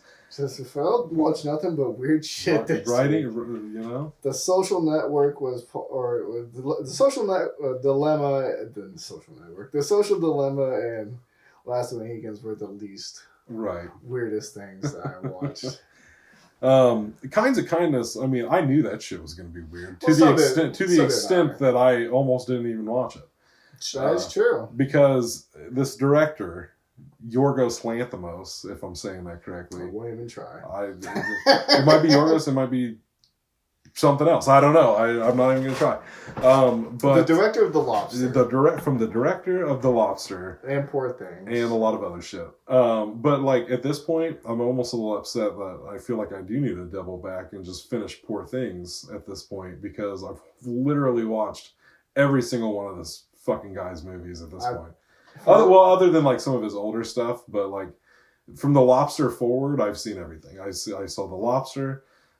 I didn't mind The Lobster. I mean, I didn't mind it. I feel like a lot of people liked it. Yeah, I feel like I would have felt different if I watched it with different people at the time. Because like I watched it by myself. Because I got it, but the people I was watching it with, when I mentioned something about how this was like a comedy, they were like, "Well, I feel like I would have viewed this movie a little differently." And it's like, "But I didn't think that was very funny." I'm like, and I get that. I get where you wouldn't think this is very funny because it's comedy. Not. And it was very dark and just very weird and bizarre and out there.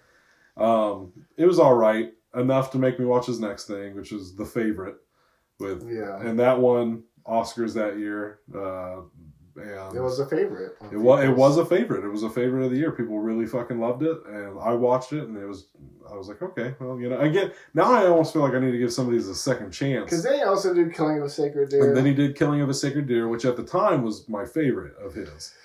I would definitely need to give it a rewatch. But then he did Poor Things, which I didn't care much for what I saw of it. So yeah, I was a little hesitant on Kinds of Kindness because I'm just like, I just don't know if this guy is for me. Yeah. I just don't know. Like, I don't think he's a bad filmmaker. I don't necessarily think they're bad movies. I just don't know if it's my cup of tea. And I like weird shit. I really do. I just don't think this is my, wavelength of weird. And I don't know. Kinds of Kindness, I'd have to agree with you. It's probably my favorite thing he's done. Yeah. I mean, I haven't seen The Favorite or Poor Things. Mm-hmm. I will eventually watch them. Yeah. I don't know. I guess in like regards to like some of his movies, and maybe this is just like a problem that I have, where it's like I have a problem. I feel like I don't, but I do have a problem like suspending like disbelief for certain things because. As proved in this episode. You know, there are certain things where it's just like, I almost... You're telling me you convinced 11 people... 10. 10 people. 2 times? You know... Preposterous. Shut this shit off. I don't care how a smooth talker you are, you son of a bitch. But even like with Killing of a Sacred Deer, just like, there's things that happen that are just never explained. Yeah. And it's too weird to just leave open-ended. Right. Like, the whole plot of the movie. Right. So, it's just... And maybe that's what it is, because I said the thing earlier about, like, I can vibe with David Lynch's weird. But I feel like it's consistent. You know what I mean? Yeah. Like, it's consistently weird. But, like, sometimes with these Yorgos movies, it's like, I'm, like, along for the ride, and then something weird will happen. And then I'll be like, what? Like, you know? Yeah, you just have to accept it for what it is. Yeah, and it's just a part of it. And, yeah. Because So, he definitely has a vibe, for sure. His movies are always just, like, pretty off. And actually, I know he was influenced by David Lynch, because the third short in this, Willem Dafoe's hairstyle is actually meant to, like, look like David Lynch's hairstyle. Yeah, a little fun fact for you. Nice, that was a fun fact. To keep that Lynch train rolling. But you watched it first and gave me the green light. And you're like, yeah, I'd give it a go. And I'm glad I did. I am glad I did. I had a feeling when I first saw the trailer, I was like, I might like this if he keeps it as down to earth as I think he's going to. And I was cool with the weirdness. Yeah, the weirdness didn't bother me. Yeah. Because it made sense. Yeah. For the most part. For the most part.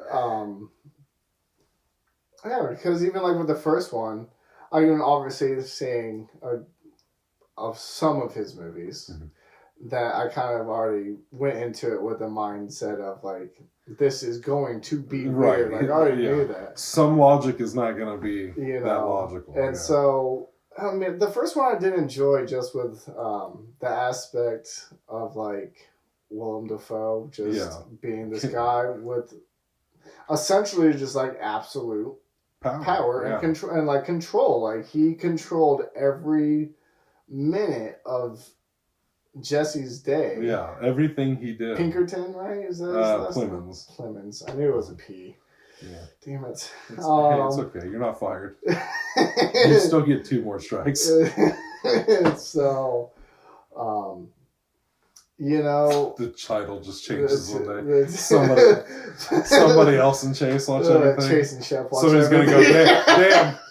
Phil must have fucked up 2 more times. God, he can never get names right. Stupid son of a bitch. But no, he controlled Jesse Plemons. Yes. Every decision that he made for what was 10 years. No sex today. You can drink this. You can eat this. Not this. Don't do that. This is the car you're gonna drive. This is where you're gonna live. Yeah. You can't have kids. Right. To a dark point, for sure. Yeah. For sure. Because, I guess we can mold this over as we talk about it, but you said that you think the second one, or no, the third one was your favorite. That's what I said. The third one? I'm still not sure. I'll mull it over as I talk, because I really did. I did enjoy the first one. I did find myself wanting to know more about, Willem Dafoe's character, I guess, and, the part he played in other people's lives, because clearly he had this over other people as well. Yeah, he got to Emma Stone. Yeah, and what I did think was interesting was, the part that intrigued me the most was, after Jesse Plemons doesn't go through with what he's asked and gets fired, essentially, and and is literally left to his own devices to make his own decisions and to have free will. Keep going back to doing what he was taught. Yeah, he can't take it. And he's literally he even tries to find it in other people too, where he's just tell me what to do. And he needs to be guided. And I thought that was a very interesting take. And then, like I said, when he gets to the end and he's just well, I'm getting back in his favor, damn it. And, because he started to eat more to try to put on more weight, because that was a problem. Oh, yeah, that didn't even click. But, Yeah, because I ate 2 cheeseburgers and a shake right before I got here. I'm eating. Yeah. And I waited for him because he knew he was going to park where he parked. Please. He's get the fuck away from me. You disgust me. He's I just want your love, please. Get away. And then insulted Margaret Qualley. Yes. Yeah. You're going to have other people to fuck smack. Yeah. Get out. Get out. I mean, I did enjoy the first one. Fun cast again, and then as we established, he tried to injure himself to pick up a chick at the exact same bar, like little things like that. Yeah, his wife leaving him immediately. But he did not slow drop that at all. She does 100% deserve to leave his ass. Of course, for sure. That is some dark shit to be like, hey, by the way, those miscarriages were abortions. Even leading up to that, like, hey. He picked out this house. Yeah. He set the alarm code. He picked out the car. It was not slow. He told me how. He was just cranking it up. Yeah, he told me to get with you. I liked you, but he was the one who told me to be with you, and then I've been killing your babies. Oh, and by the way, ding, cherry on top, killing the babies. Where'd she go? Yeah. Why'd you leave me? Well, where the fuck do I start? Everything. Every reason. She should be with Emma Stone now. He wanted to be with Emma Stone until I feel like he found out that she was corrupted. Right, yeah. That she had basically taken his spot. Yeah. He did not like that. So here, read this book. Oh, I just read that. Yeah.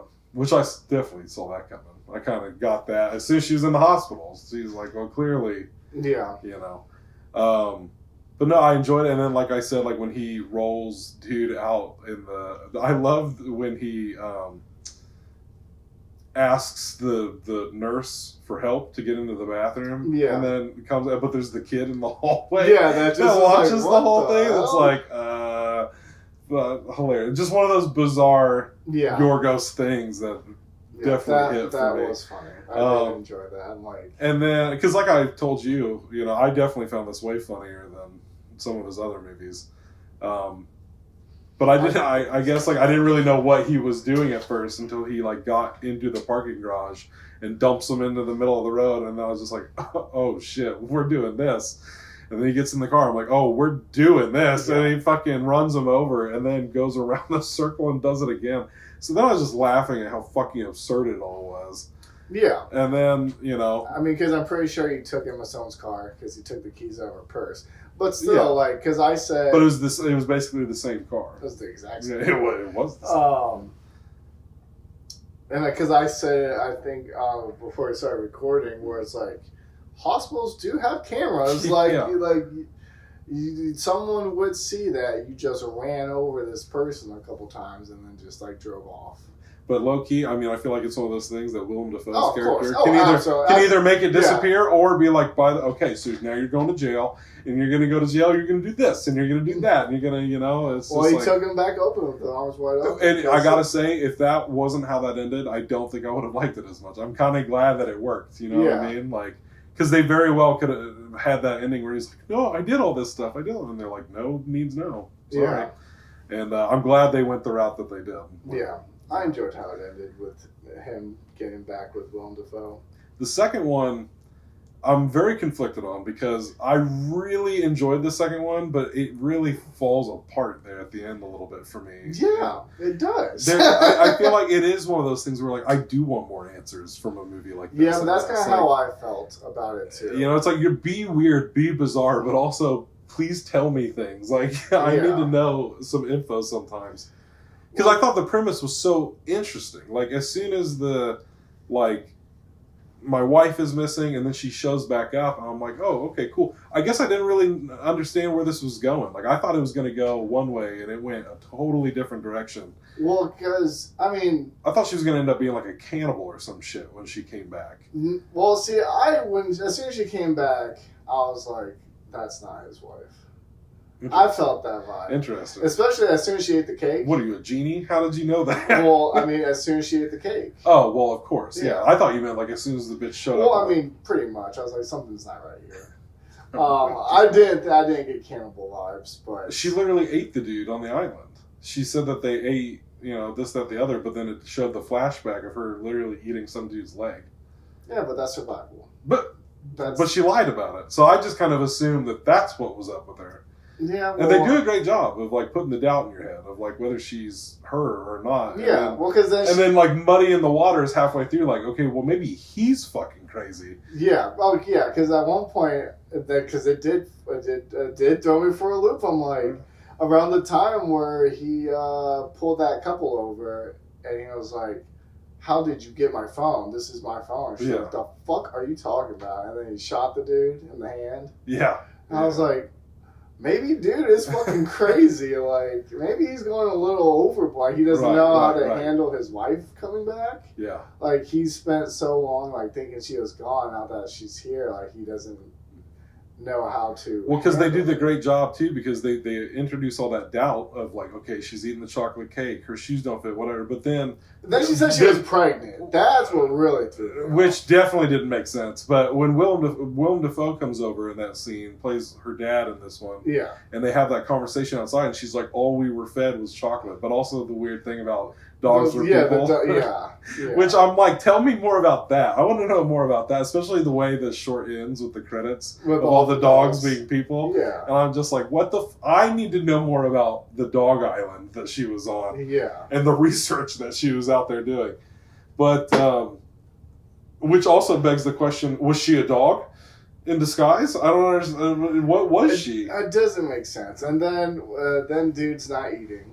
But because she explains the thing about. She's like, don't ever say anything about my husband. Like, he loves me. Like, and this is. And then now I'm starting to think old dude's losing it. Yeah, she's like, everything she said. She convinced me. Everything she said made sense. I'm like, I guess you would start eating chocolate. Minus the dog people. The dog people, I was like, okay, that's a little sure, all right. But I was willing to. I just figured it was a Yorgos thing, so I just figured it was an island full of dogs, and they were just kind of the alphas. I did not expect. Yeah, I did not expect them to be. I thought they meant like the humans were the minorities of this island, like the dogs ran this bitch, sort of thing. Yeah. Were they saying that they were like dog people, or were they just dogs acting like people? Like like she said, like the dogs were people and the people were animals, and then the whole. So then they were just dogs.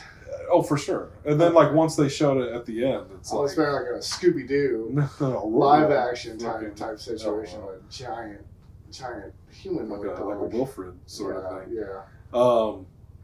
But that was super confusing. But yeah, definitely pivoted again, and I was like, I don't know, maybe he's fucking crazy. And especially when he's like, I want you to. I feel like at the point he was like, cut your fucking finger off and feed it to me. That's when I was like, in hindsight, I'm like, he must have been very confident at that point that this was not his fucking wife. Yeah, he was convinced. Oh, well, I bet he was even more fucking convinced after that happened. Yeah, he's like, I didn't eat it. I fed it to the cat. He did, too. He was... like, that disgusted me. Actually, give me your leg. Because he's being so mean to her, and you're like... Give me your fucking liver. I need the iron. You want to feed me? Feed me that. He just fucking flips... on, and I'm just like, God, he's being such a dick. I'm like, I hope this isn't his fucking wife. She's breaking her spirit. And honestly, again, in the moment, I didn't know how to feel about it. But looking back, I like the way that one ended too, because I like the fact that he was not crazy. He fucking put his feet down. He knew. He said, "You are not my wife." She hit him with the baton. He didn't. They didn't have sex. So he had to clarify that. We didn't have sex with him. I loved every time because he would do that a couple times. Yeah. I didn't eat it, obviously. The finger. I fed it to the cat. I fed it to the cat. Ate it. But, honestly, you want to talk about? This time of year when the Oscars come around, it's like sometimes there's just too many. You only get 5, but I bet Jesse Plemons was in the conversation. He should have been. He was great throughout this whole movie. Yeah. It definitely showed, some range. I mean, they all did, but I definitely felt Jesse Plemons was the heart and soul of this. Yeah. I felt like Willem Dafoe kind of kept like the same beat, at least between the first and the third one. Yeah, Emma Stone kind of felt that way a little bit too to me. Maybe not by the end of it, but she definitely, like, the first 2 wasn't quite as involved. The second one she was definitely involved. For sure. I say not quite. Yeah, but a lot of the time she cut off her finger, I was like, maybe dude isn't crazy. Like, because that's pretty fucking wild to cut your finger off to feed to somebody. It's just wild behavior. Like, that's not something that you do. And then she does try to cut out her fucking liver and dies. And then shows back up. And then, the quote unquote real episode. The real Liz shows up. And then it's like, what if that was the real one and now the fake one showed up? So You never know. I mean, the only thing I could think of was like if there was another fake one. I don't think the real one would have done all this shit, but like she was crazy. She ate people. Because he kept getting the phone calls too. He had like that one time, I think. Right? It happened like at least twice. Oh, yeah. Because the one time, once he's like having the doubts about his wife, he's like, Liz, talk to me, Liz. You know, just like breathing on the phone. Yeah. But I did find that intriguing. He's like, damn, he knew. I was like, that's pretty good ending. Yeah. It's crazy that she showed up right when the other one died. Though. That I was like, they needed to wrap this up, huh? Well, that was convenient. And then they because I want to see how she's gonna react to seeing herself dead in the fucking kitchen. I know, that's what I thought was gonna happen. And she's just like, it's just me. And then it ends with all the footage of the dogs being people. Yeah, and the driving around the fucking human in the middle of the road. I thought that was hilarious. So that was, and then, like, that's a whole nother movie I will like to watch. I know. It reminded me of the poster where the dogs are playing poker. Yeah. I was like, oh. There's that animated movie called Isle of Dogs. I'm like, I want to see this on Dogs. Fucking and then there's the third one about the cultists and stuff, and I enjoyed it. I definitely feel like that was the most. I don't know. It felt different from the other two a little bit. Yeah. Probably because it was the longest. That's probably why I feel. I was gonna say. I feel like they're all pretty much about an hour each, though. More or less. The first one was 50 minutes. The second one, I only know this because IMDb was like, the first short is this. So it was like 50 minutes, like 45, 46 minutes, and then the last one was like close to an hour. So which makes sense as to why that one probably feels the most fleshed out, because there's the most stuff going on, I feel like. And it's a pretty simple story, I feel like, through and through. Yeah, because they're trying to find this basically prophecy chick that is a healer of sorts and stuff. And, but it's so specific parameters. She has to be a certain height, a certain weight. A twin with the twin that died. Yes. Was a very very specific. Was the kicker. Yeah. There. Very interesting cult. I also just feel like Yorgos was horny for Willem Dafoe in this movie. Yeah. I will say it felt weird watching Willem Dafoe and Emma Stone make out. For sure. Especially because it was just like the close up. I was like, Yeah. It was a little strange, for sure. My thing was, when Willem was laying on the bed naked, I was like, are we about to see the legendary Willem Dafoe dong? Like, hey, I felt like I got a pretty good representation in that Speedo. Dude, yeah. You know what I'm saying? I noticed. Filled the motherfucker. Yeah, I was like, God damn. Yeah. I thought it was about to go down. I was like, shit, give this movie an Oscar just for that. People have been wanting this right? dong for Yorgos isn't afraid. Saying like Antichrist, and like, oh, we'll do a lot of things, but we won't show that big old dong. Like, no, this time. The fans want it. Yeah, if you're going to be the leader of like a sex cult, you might as well let it all hang out, you know? Yeah, they should have just been the nudist colony. Shit, just about. I did think the cult itself was kind of interesting.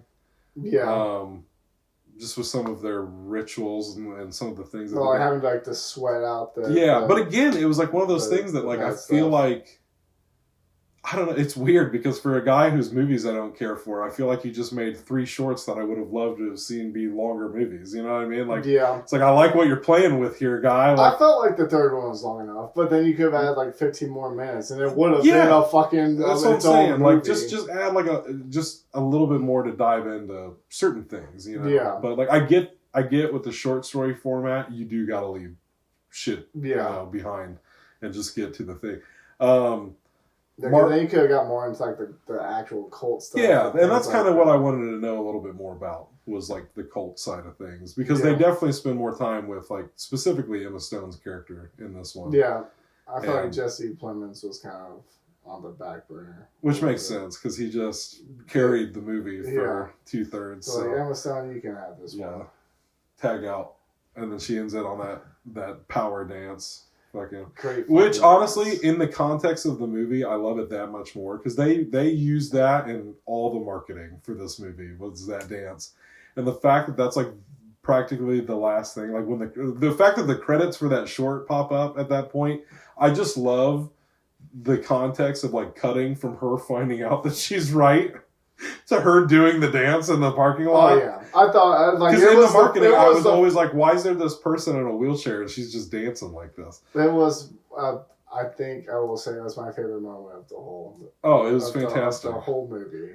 Looking back, the endings of all of these shorts, it was awesome. The endings were fantastic. I think every single short had a great ending in my opinion. And you know what's funny with the with how it ends with her getting into that car crash. Uh-huh. I literally was thinking about that the whole time. Anytime she drove anywhere, because she would fucking like drift into parking lots and stuff. I'm like, she is a reckless ass driver, and then it comes full circle to where she gets in a fucking car crash. She's right, gets in a car crash, kills fucking Margaret Qualley. I was like, hilarious. Like, so fucking funny. Yeah. But yeah, when she found out she was right and with that dance, such a good dance. Yeah, just the immediate cut to her dancing was just like she was so fucking thrilled. That she was right, because she, similar to the other, she gets kicked out of the cult. Yeah, because she gets raped by her ex-husband. Yeah, which is just fucking crazy. It was super uncalled for. Yeah, no need for that. No. Here, stay for a drink. Drugged her. Hey, stay for another one. I guess I'll put more in it this time. She's like, no, definitely did not like that. Well, I don't think anybody would. No, as they shouldn't. Well. Sickos. Some fucked up people out there, so I'm sure some people did. The creators of Serbian Film, maybe. They're like, you could have raped her more, you know? Like, people could have smacked her around and killed the kid. And, I mean, I'm just saying, there's a lot of potential. It's art. It's just art. It's just art. Don't fucking look at me when I'm making art, you know? Fucking Ichi. Weirdos. Ichi the Ejaculator. Oh god. Fucking I enjoyed Margaret Qualley in that third one, playing the twins. I enjoyed her playing the twins. I enjoyed her in all three. I am thoroughly a Margaret Qualley fan. I am on the bandwagon. Yeah. I haven't seen everything she's done, but everything she's done, I've liked. Yeah, I'm saying. You know, if you haven't watched Drive Away Dolls, you add it to the docket. It's on the list. It to the docket. It's on the list. Get it maybe today at the library. Yeah, okay. Yeah. I will. Thank you. Hey, you're welcome. No, thank you. Thank you. Because I, too, am a Margaret Qualley fan. And, I feel like we'll have an off record conversation. Okay. No, I enjoyed her in all of them. But I liked her playing the twins just because of like how that kind of plays out. Yeah. Crazy. Both times that she jumps into that fucking pool, I'm just like, Jesus Christ. She's like, here, sit down. Just books it. Yeah. Like, she's the one. Yeah. Oh, you heard that thing about the dying? I gotcha. Crazy. Because she goes to jump into the pool, and I was like, oh my God.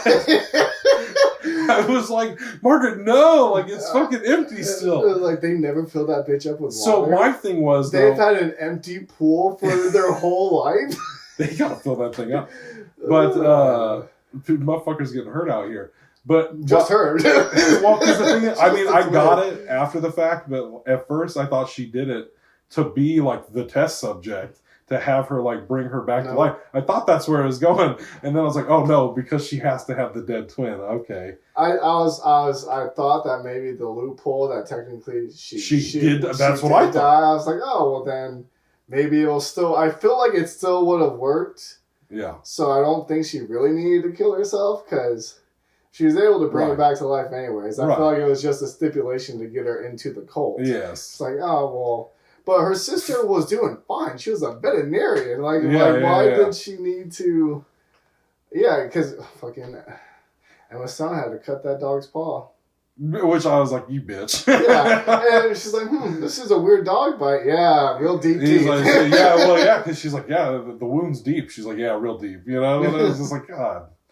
Awful. And then healed it. Yeah. Well, I just like to think Margaret Qualley can do that. Just heal things to the touch. Just heal from her touch. Heals, me emotionally with her gaze. I just want to know how you can lick someone's tummy and then figure out if they are corrupted or not, or have the bad blood or whatever. That's only for her to know.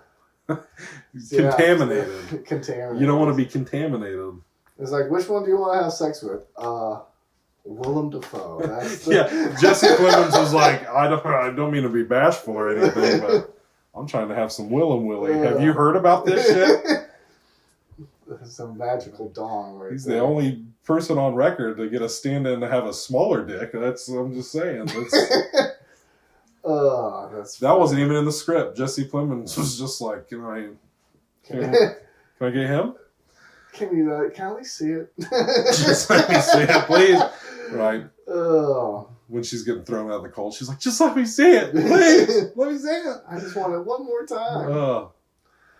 Yeah, that's fucked up. I mean, that's what she gets for going to see her family, I guess. Raped? I don't understand. Well, not raped, but kicked out for breaking the rules. Yes. No one ever needs to be raped, Chase. That's not what I'm saying. Woo! Well, apparently people need to hear that message because the movies we watched this week didn't hear that. Yeah, well, I felt like that should just be like an understood thing. I feel like there's easily 4 or 5 movies that we've talked about today that involve rape, which is fucked. Yeah. Yeah. It was fucked, and none of it was fun to watch. No. So. Not at all. If it was fun to watch, there's a bigger problem. Yeah, a much bigger problem. Then put me in the psych ward. Problems. Sheesh. These weren't comfortable films to sit through. No. Just for the record. No. These weren't like, oh, I really love these films this week. That was not the case. No. Except for Blue Velvet. I did enjoy that one. But not the rape. I didn't enjoy that. I just enjoyed the movie. This is not the note we should end on. I don't know. What do we do? Do we have anything to look forward to this week? I'm going to watch David Lynch films. I'm going to continue to watch David Lynch films. I guess a funny scene from Kinds of Kindness that we didn't talk about was the sex tape scene. Oh, yes. Hilarious. That was funny. Because you said you weren't expecting it. No, I wasn't. Yeah, you clocked it. Yeah, because as soon as you brought it up, I'm like, it's going to be a dirty film. They're little swingers. Yeah, I just thought he missed his wife, and he just wanted to watch like a home video, and I'm like, oh, how sweet. And then they're like, no, because I thought they were like, no, you know how you get, like, you're going to get too upset, and it's going to be uncomfortable for us because we miss her. And that's where my head was at. Yeah. And then when they played this just crazy orgy sex tape of the 4 of them, I was like, I see why they might feel awkward. They're just sitting there and like, at one point they're like, can you turn it down, please? Can't we just watch a minute to remember her by? Yeah. Fucking hilarious. Oh yeah, because he like starts like having a breakdown, and then his friend's like, we can watch it. Yeah, we'll watch it. Yeah. This will get you to stop crying. Yeah, whatever you want, bud. And he's just sitting there like hanging on his chin, just I know, just wow, what's gonna happen next? Yeah, good time. Ichi the Ejaculator's out the window. It's fucking crazy times. Weird week. But there's I'm pretty sure it's a line from Blue Velvet. It's like, it's a strange world, isn't it? But very strange. Yes, so indeed. but I'm going on a little bit of a David Lynch kick. Yeah. I'm finishing up a limited series right now. Gotcha. Midnight Mass. Yeah. Just so people can be something a little. I guess I did watch season 1 of Based on a True Story this week. Okay. Which we're starting season 2. Kaylee Cuoco in it. Chris Messina, I feel like not a household name, but he was in Juror number 2. He was the other lawyer. He was. The one that was always given the girl shit. Yeah. But they're both in it, and they decide to start a podcast with a real serial killer to. Is that the one? Yeah. To interesting, I thought that was a movie. I didn't realize it was a show. Yep. So because she has like a true crime. Yeah, fanatic, loves right? true crime, and then there's like this. I forget what his name. The something Ripper. And Jack. no, not that, it's his cousin. But yeah, I forget how it even goes down. I think they. A little throwback for you. Jake the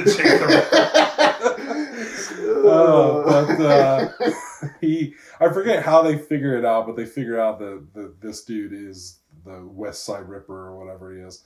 And yeah, instead of going to the police like a couple of logical folks, they're like, hey, let's start a podcast with him. Fucking Terrifier 3. Yeah. That was the whole. I was like, what podcast? Well, I mean, they were talking to the victim, right, of Art the Clown, but yeah, he's like still fully in it with them, like he's partnered with them making this podcast. Which is wild. It's I'm just been interesting content for you guys. Oh, literally, he says that. Yeah, oh, not surprised. Yeah, it's fine. You know, it's been a fine little show to just check up and watch, and not bad. Raunchy at times for sure. There was another Kaylee Kuko show. What was it, The Flight Attendant? Yeah. Did they ever make another season of that? I don't know. There's at least like 2. Oh, well, I watched the one. Oh, well, there you go. Yeah, there's at least 2. I would be curious to check out the second one because it definitely built up. Yeah. From the first one wasn't too bad. I would check it out based on this. I thought she did a pretty good job. An alcoholic in that one, and that's and it was just like I really enjoyed it. I'd watch it. I'd recommend it. At least the first season was dope. So I'll look into it. I might watch. Finish it off. A little note of Kuoko there. Yeah, I might have a Kuoko week. Ooh. Well, alrighty. Until next time. All right, guys. Peace. Later.